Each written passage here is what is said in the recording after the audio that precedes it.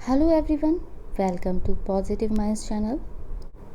आज हम कक्षा 4 पार्ट 3 किरमिच की गेंद के प्रश्नोत्तर करेंगे। पर उससे पहले अगर अभी तक आपने पॉजिटिव माइंड्स चैनल को सब्सक्राइब नहीं किया है तो इसे सब्सक्राइब करें। वीडियो पसंद आने पे इसे लाइक और शेयर ज़रूर करें। साथ ही कमेंट सेक्शन में लिखकर मुझे बताएं कि आपको नेक्स्ट वीडियो कौन से चैप्टर कौन सी क्लास की चाहिए। तो चलिए प्रश्नोत्तर देख लेते हैं किरमिच की गेंद के। पहला प्रश्न है, दिनेश की माँ मशीन चलाते चलाते बोली, बेटा कहाँ जा रहे हो? प्रश्न, दिनेश की माँ कौन सी मशीन चला रही होंगी? उत्तर है, दिनेश की माँ सिलाई मशीन चला रही होंगी। अगला प्रश्न है, तुमने इस मशीन को कहाँ देखा है? सिलाई मशीन को आपने कहाँ देखा है, इसका उत्तर लिखना है। सिलाई मशीन जिससे हम कपड़े सिलते हैं।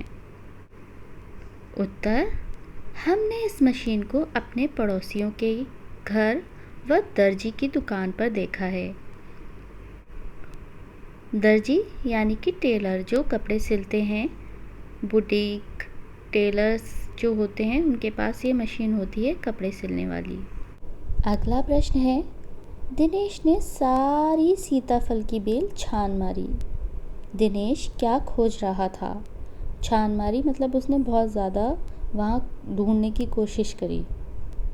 उत्तर देख लेते हैं, दिनेश क्रिकेट की गेंद खोज रहा था। अगला प्रश्न है, दिनेश को कैसे पता चला होगा कि क्यारी में वही चीज़ गिरी है? क्यारी मतलब जहाँ मिट्टी के अंदर एक लाइन से पौधे लगे होते हैं, उस जो लाइन सी होती है उसको क्यारी बोलते हैं। दिनेश को क्यारी में किसी चीज़ के गिरने की तेज़ आवाज़ सुनाई दी थी।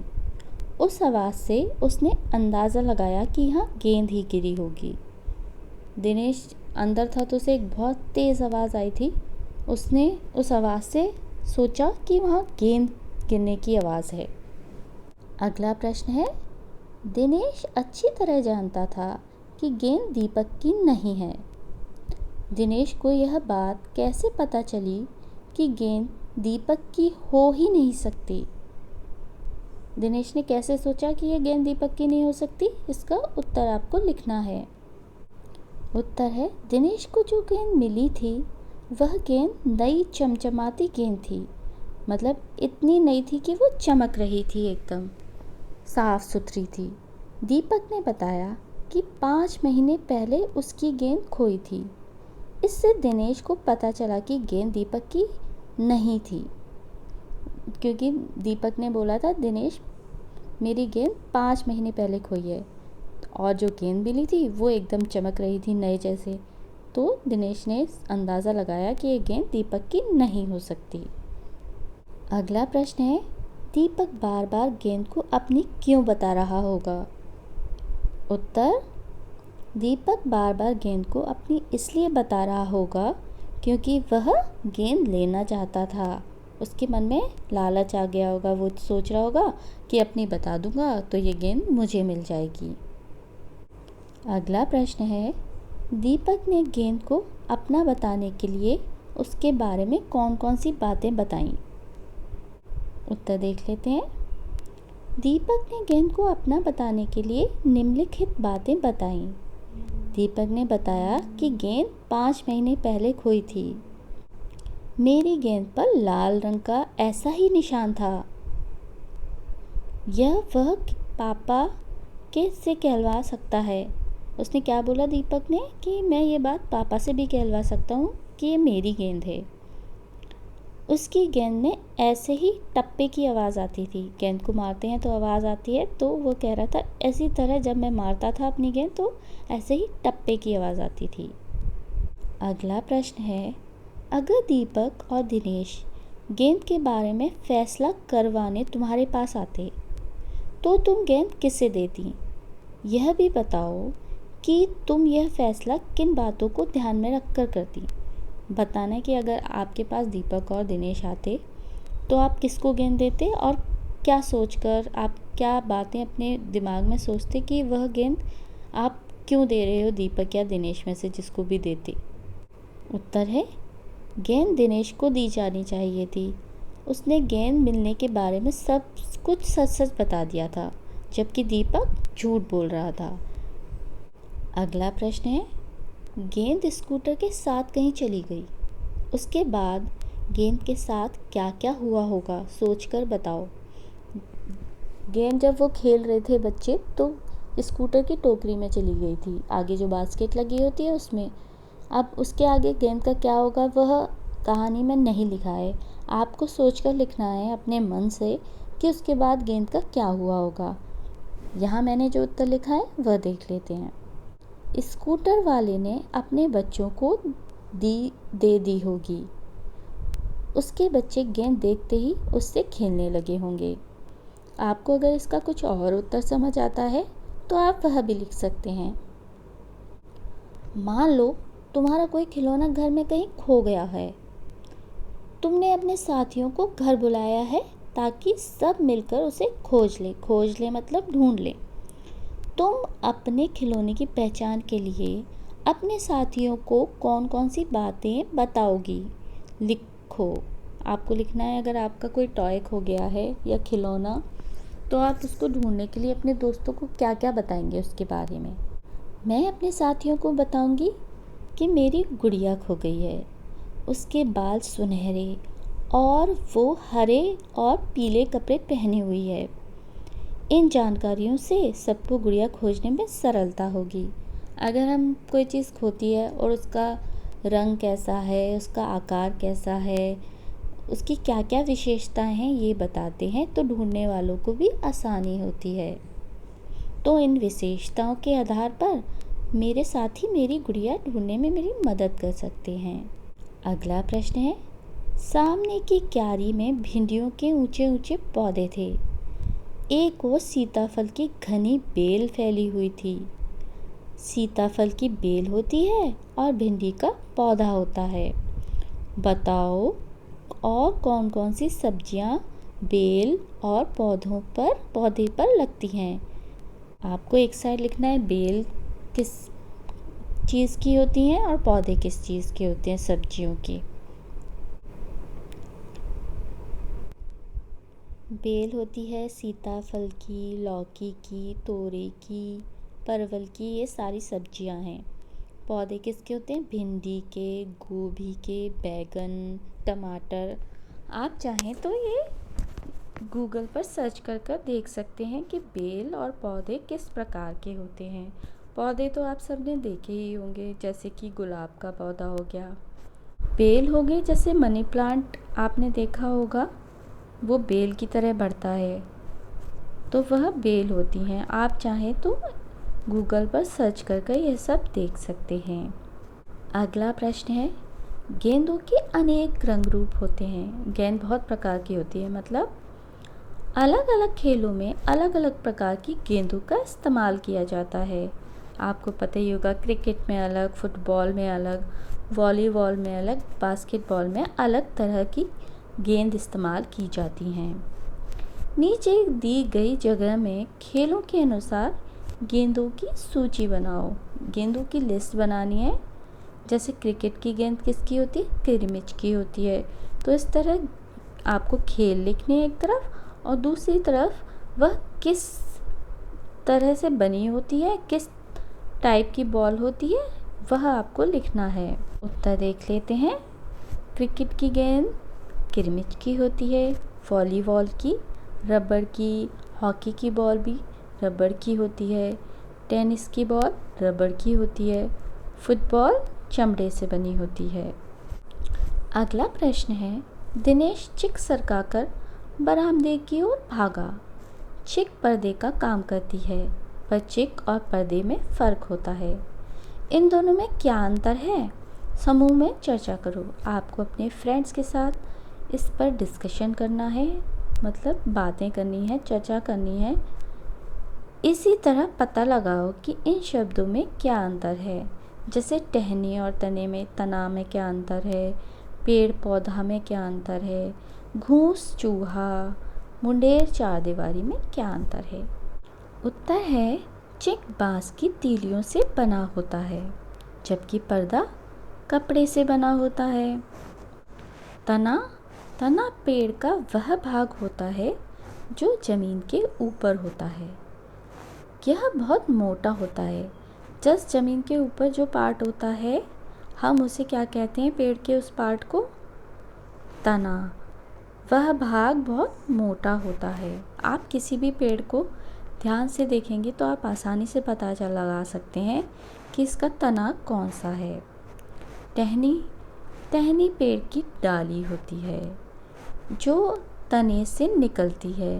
तने के बाद जो लकड़ियाँ सी निकली होती हैं वह टहनियाँ कहलाती हैं। पेड़ बड़ा और मजबूत होता है, जैसे नीम का पेड़ हो गया, बबूल का पेड़ हो गया। पेड़ की लकड़ी के फर्नीचर बनाए जाते हैं। पौधा छोटा और कमज़ोर होता है, जैसे गुलाब के फूल का पौधा हो गया, गेंदे के फूल का पौधा हो गया। उसकी लकड़ी से हम कोई फर्नीचर नहीं बना सकते। फर्नीचर मतलब जैसे कि बेड हो गया, सोफ़ा हो गया, अलमारियाँ हो गईं। घूंस चूहे से बड़ा जीव होता है। चूहा यानी माउस आपने सबने देखा होगा। उससे बड़ा जो होता है वैसे ही दिखता है, लेकिन घूंस कहलाता है। घूंस खेतों या बगीचों में बिल बनाकर रहता है। चूहा छोटा होता है। घूंस से चूहा छोटा होता है देखने में। चूहा हमारे घरों में भी रहते हैं। आप में से कई लोगों के घरों में चूहे होंगे। मुंडेर किसी छत के चारों ओर उठा हुआ दीवार का ऊपरी भाग मुंडेर कहलाता है। आपने छत पे देखा होगा, केवल छत नहीं होती, उसकी चारों ओर दीवार जैसी बनी होती है ताकि हम गिर ना जाएं, तो उसे हम मुंडेर कहते हैं।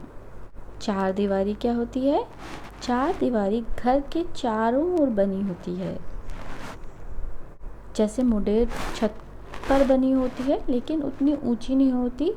चार दीवारी जैसे आप देखेंगे कमरे में चार दीवार होती हैं, तो ऐसे पूरे घर की चार दीवारी को हम देख सकते हैं। आप चाहें तो अपने घर पर किसी बड़े से भी पूछ सकते हैं। मुंडेर की ऊंचाई कम होती है और चार दीवारी ऊंची होती है। अगला प्रश्न है, चिक सरकंडे से बनती है और तीलियों से बनती है। सरकंडे से और क्या क्या बनता है? अपने आसपास पता करो और लिखो। उत्तर है, सरकंडे से निम्नलिखित चीज़ें बनती हैं। क्या बनती है? टोकरी बनती है। आप पिक्चर में देख सकते हैं, यहाँ मैंने चित्र लगाया है टोकरी का, जो सरकंडे से बनी हुई है। सूप का क्या काम होता है? इसमें गेहूँ या कोई भी अनाज, चावल, जब वह खेतों से आता है तो उसमें काफ़ी गंदगी होती है। इसमें उछाल कर उसे पटक कर उसकी गंदगी अलग की जाती है। अगला है सरकंडे से क्या कलम बनती है? आप देख सकते हैं इसके आगे चित्र में आगे का जो इसका भाग है वो पेन की कलम जैसा है। पहले के ज़माने में इसी तरह से पेन बनाए जाते थे, जिसे इंक यानी स्याही में डुबोकर लिखा जाता था। चटाई जिस पर हम बैठते हैं वह भी सरकंडों से भी बनाई जाती है। वैसे तो चटाई कपड़े और प्लास्टिक से भी बनती है, पर अभी भी गांव में कई जगह या शहरों में भी सरकंडे की चटाई हमें मिल जाती है। पांचवा है मूड़ा। इस पर हम बैठते हैं। आप चित्र में देख सकते हैं सरकंडे से बना हुआ एक मूड़ा यहाँ आपको दिख रहा होगा। अगला प्रश्न है, मान लो तुम्हें अपने स्कूल में एक क्लब बनाना है जो स्कूल में खेल कूद के कार्यक्रमों की तैयारी करेगा। इस क्लब में शामिल होने और इसको चलाने आदि के बारे में नियम सोचकर लिखो। तुम्हारे विचार से इस क्लब को अच्छी तरह चलाने के लिए नियमों की ज़रूरत है या नहीं? अपने जवाब का कारण भी बताओ। आपको सोचकर लिखना है। अगर क्लब बना रहे हैं तो इसे चलाने के लिए कौन कौन से नियम होने चाहिए और नियम होने चाहिए भी या नहीं कि क्लब सुचारू रूप से चल सके। सुचारू रूप मतलब अच्छे से चल सके, कोई दिक्कत या परेशानी ना आए। उत्तर देख लेते हैं। क्लब के नियम। खेल में रुचि रखने वाले बच्चे इसमें शामिल होंगे। क्लब की बैठक में सबको समय पर आना ज़रूरी होगा। सभी बारी बारी से बोलेंगे तथा सबकी बातें ध्यान से सुनेंगे। सब लोग एक एक करके बोलेंगे, तभी एक दूसरे की बात सुन पाएंगे और सबको ध्यान से सबकी बातें सुननी होगी, तभी तो क्लब के लोग एक दूसरे की बात समझ पाएंगे। चौथा, सभी सदस्य मिलकर फैसला करेंगे। ऐसा नहीं एक ने ऑर्डर दे दिया और बस हो गया फैसला। सबको साथ लेकर चलना होता है अगर हम कुछ क्लब या कुछ भी हम बनाना चाहते हैं। नियमों का पालन करना होगा, सारे नियमों का सबको पालन करना होगा। क्लब का कैप्टन यानी कि संचालक या लीडर बोल सकते हैं कि बात सभी मानेंगे। हाँ, क्लब चलाने के लिए नियम बनाना और उसका पालन करना ज़रूरी है। अगर कोई भी नियम नहीं होगा तो कोई किसी की बात नहीं सुनेगा और फिर सब में बहुत लड़ाइयाँ होंगी। यदि नियम नहीं होंगे तो क्लब में लड़ाई झगड़े होंगे, जिससे क्लब टूट जाएगा। दिनेश ने तिमंजिली इमारत की ओर देखा। प्रश्न, जिस इमारत में 3 मंजिलें हों उसे तिमंजिली इमारत कहते हैं। बताओ इन्हें क्या कहेंगे? जिस मकान में 2 मंजिलें हों, जिस स्कूटर में 2 पहिए हों, जिस झंडे में 3 रंग हों, जिस जगह पर 4 राहें मिलती हों, जिस स्कूटर में 3 पहिए हों। उत्तर है, जिस मकान में 2 मंजिलें होंगी उसे क्या बोलेंगे? 2 मंजिला मकान, यानी कि मंजिलें मतलब फ्लोर्स। जिसमें 2 फ्लोर्स होंगे तो हमें उसे क्या बोलते हैं कि इसमें 2 फ्लोर्स हैं या 2 मंजिला मकान है। जिस स्कूटर में 2 पहिए हों उसे 2 पहिया स्कूटर। जिस झंडे में 3 रंग हो उसे तिरंगा झंडा। तीर लगा 3 तो तिरंगा झंडा। जिस जगह पर 4 राहें मिलती हों, 4 राहें मतलब चौराहा, जहाँ पर 4 तरफ से रोड आ रही होती हैं, रास्ता जा रहा होता है 4 जगहों के लिए, वह चौराहा कहलाता है। जिस स्कूटर में 3 पहिए हों उसे तिपहिया स्कूटर कहते हैं। आप देख सकते हैं जहाँ 2 का प्रयोग है वहाँ दो लगाया हुआ है, जहाँ 3 का है, जैसे 3 पहिए 3 रंग हो गए, वहाँ हमने तीर लगाया हुआ है। अगला प्रश्न है, एक ही सब्जी या फल के नाम अलग अलग स्थान पर अलग अलग होते हैं। नीचे ऐसे कुछ नाम दिए गए हैं। क्या नाम है? सीताफल, कांदा, बटाटा, अमरूद, तोरी, शरीफा, काशीफल, बैंगन, नेनुआ, तरबूजा, कुम्हड़ा, घिया। आपको क्या बताना है? बताओ कि तुम्हारे घर या शहर या कस्बे में इनमें से कौन कौन से शब्द इस्तेमाल किए जाते हैं। आपको यह इसका उत्तर खुद लिखना है। बाकी नामों का इस्तेमाल किन किन स्थानों पर होता है पता करो। अपने बड़ों, अपने पड़ोसियों, अपने दोस्तों से पूछकर आपको इसका उत्तर लिखना है। फिर भी मैंने इसका उत्तर दिया है, आप चाहें तो देख सकते हैं। उत्तर है सीताफल यानी कि काशीफल या पम्पकिन।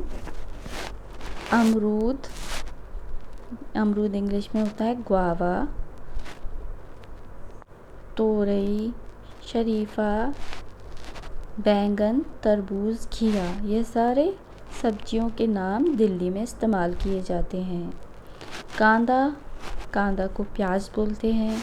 गुजरात और मुंबई में यह नाम लिया जाता है प्याज का। काशीफल, पम्पकिन या सीताफल, उत्तर प्रदेश में इसे हम काशीफल बुलाते हैं। बटाटा यानी कि आलू या पोटैटो, गुजरात और मुंबई में इसे बटाटा कहा जाता है। कुम्हड़ा यानी कि सीताफल या काशीफल, उत्तर प्रदेश और बिहार में इसका यह नाम प्रचलित है। नेनुआ यानी कि तोरई। यह नाम बिहार में प्रचलित है। तोरई को बिहार में नेनुआ बुलाया जाता है। जाने के पहले पॉजिटिव माइंड्स चैनल को सब्सक्राइब करें। वीडियो पसंद आने पे इसे लाइक और शेयर ज़रूर करें।